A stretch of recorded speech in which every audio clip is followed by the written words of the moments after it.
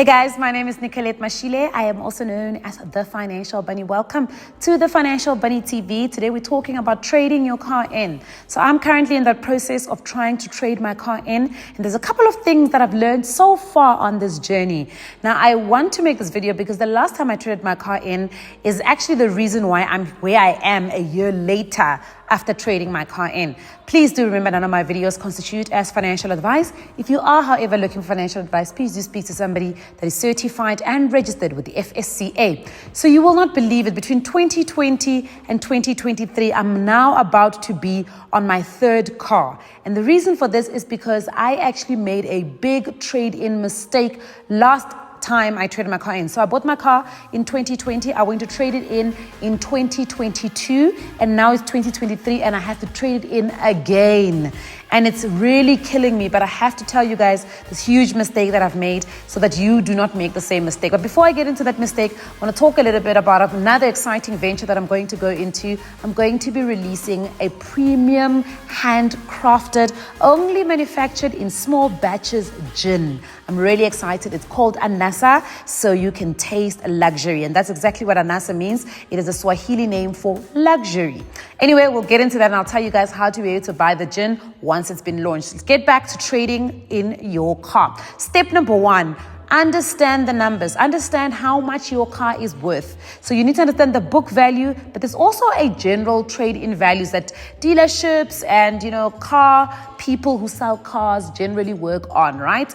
But remember that they can also use, especially dealerships, they can use this trade-in deal to kind of craft or structure a deal that seems very attractive to you, but on the other side, they are manipulating the new price of the car that they're going to sell you. So it's very important to be in the know as to what are those figures. So what is the value of your car? The book value of your car generally comes close to what you will be offered as the trade-in value. Remember, one of the biggest things that you must remember is that when dealerships buy your car, it needs to also stand on their floor for a couple of months before they can sell it off. So generally, a lot of dealerships, what they like to do is to try and knock off on the price of how much they're offering you in a trade-in so that they can accommodate those down times when it comes to selling your car. The other thing may be that your car may need new tires, it may need new brakes, may need a couple of new things before the car can actually be ready for sell off. So they do try to knock you. So that's why a lot of people will suggest that it's better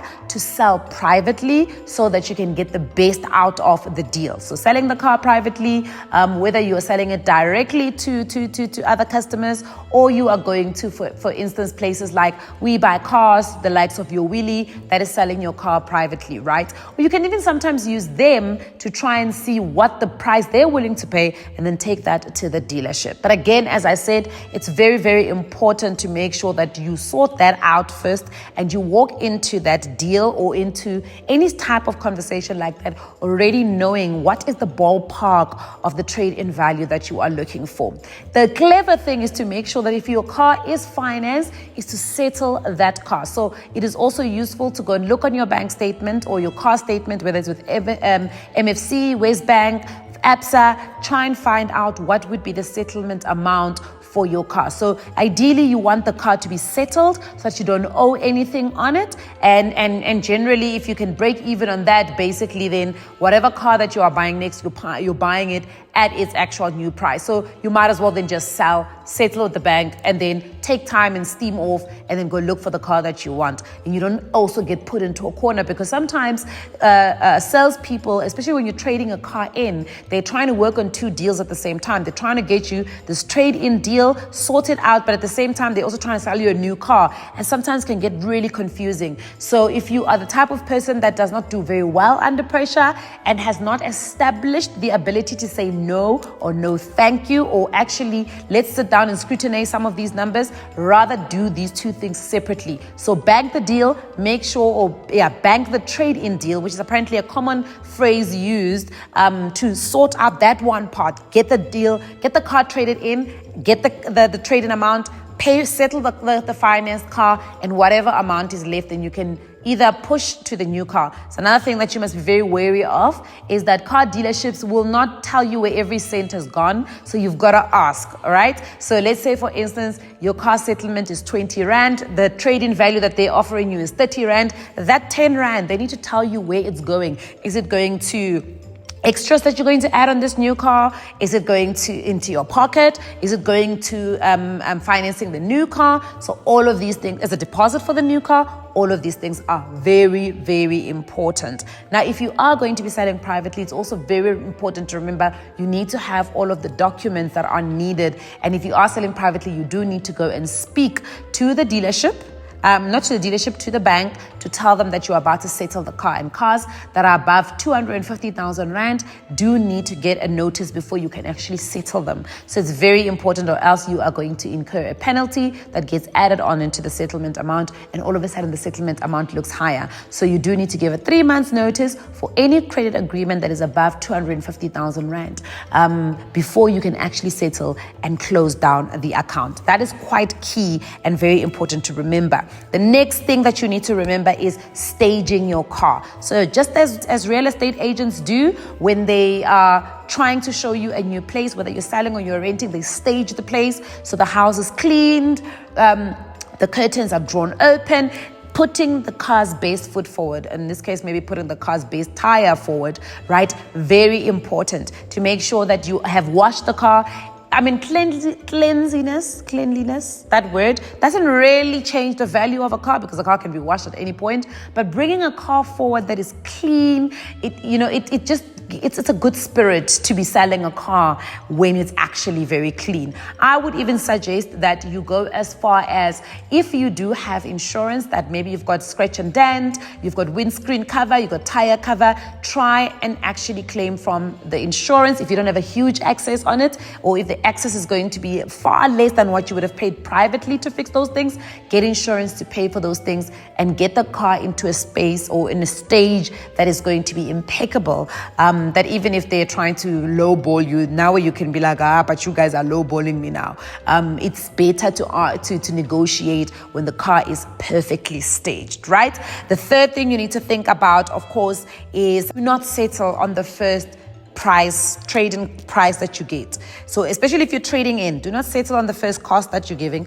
Ask the dealership, what can you do to increase that trade-in deal? They need to tell you. It's important. If you are going to sell privately, which is obviously no longer trading in, you are selling the car privately so that you can buy a new car. I would say go to 3 or 4 different people who are going to buy a car.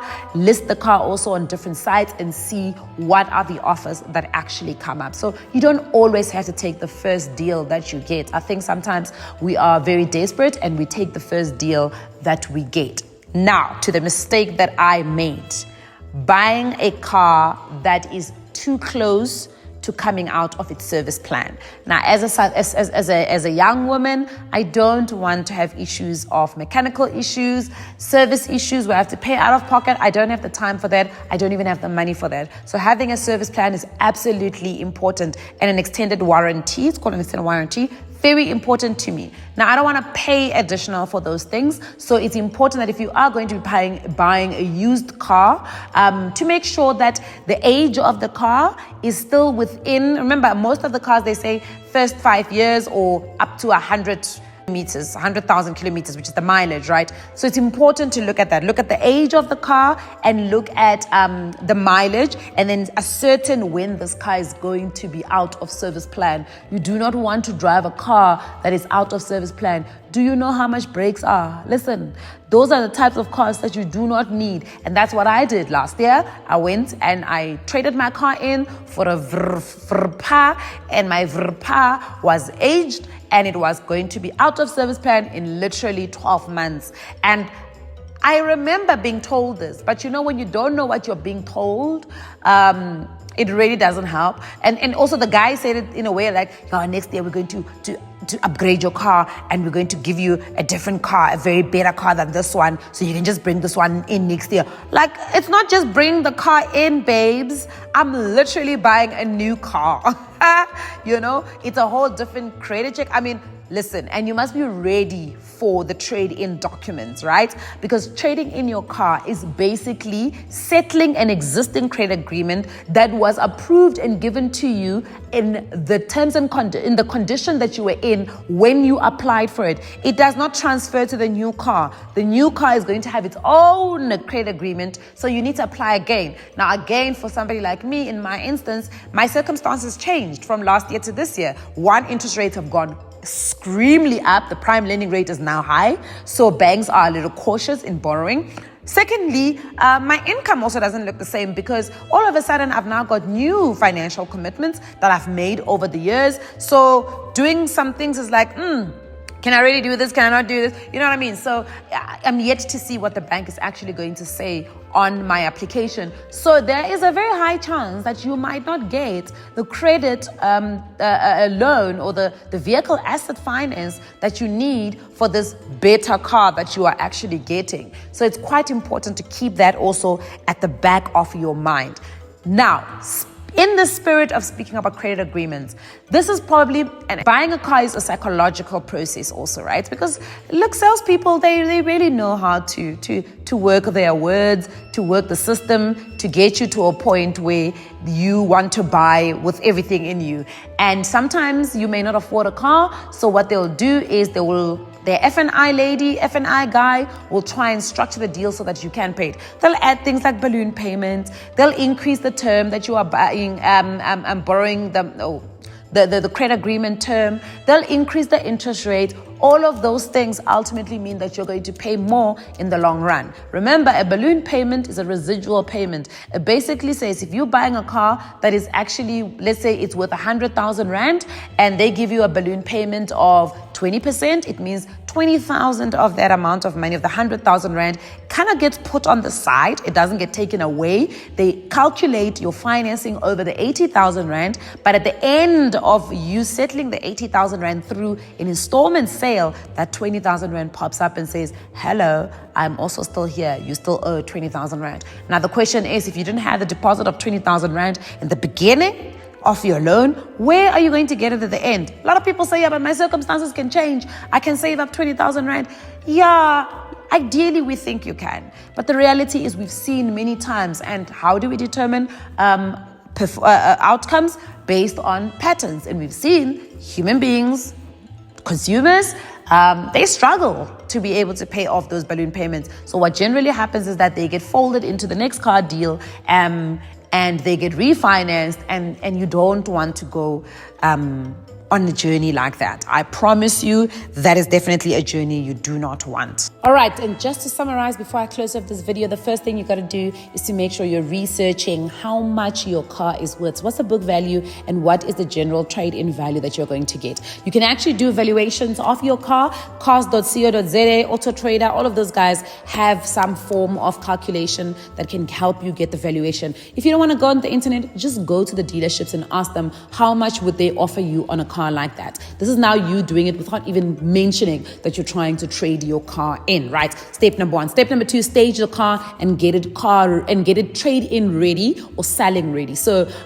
when you were looking to buy a new car, what do you want the car to look like? Make sure that your car is in that type of condition, and make sure that you're also a good car owner. So make sure you know the types of repairs that have happened on the car, you know what warranties are still on the car, service plan. So just have information. I think it's quite important. And if you are going to choose to actually sell so that you can buy a new car, which is not essentially trading in, it's just literally selling and buying a new car, make sure that you do, if the car is not financed, make sure you do have those paperwork of ownership. That's important. If your car is financed, make sure that you're going to the bank and letting them know that you're going to be selling this car and settling the credit agreement that you're currently on. Anything above 250,000 Rand does need a 90-day notice period, or else they're going to charge you penalties. The third thing is bank the trade in. So separate the two things. Try and get a settlement, a trade-in value that's going to cover your settlement, and if you're lucky, a little bit more that you can push as a deposit onto the new car. Do not play yourself and find yourself in a situation where they're giving you a great trade-in value from the dealership, but the price of the new car is being pumped up because they're trying to compensate for the trade-in value that they've given you. And the last thing that I would say is make sure that you remember that it's a totally new credit agreement, so you need to be in a good space to still qualify for a new loan for this new car that you ideally want to get after the trade-in has been successful. I hope that you guys have gotten something worthy out of that. I'll see you guys on the next video. Mwah. Guys, I'm so sorry I am ill. So I'm trying to do these videos while I am suffering, but I'm still here and we're holding steadfast. So I will see you guys on the next video on Financial Bunny TV.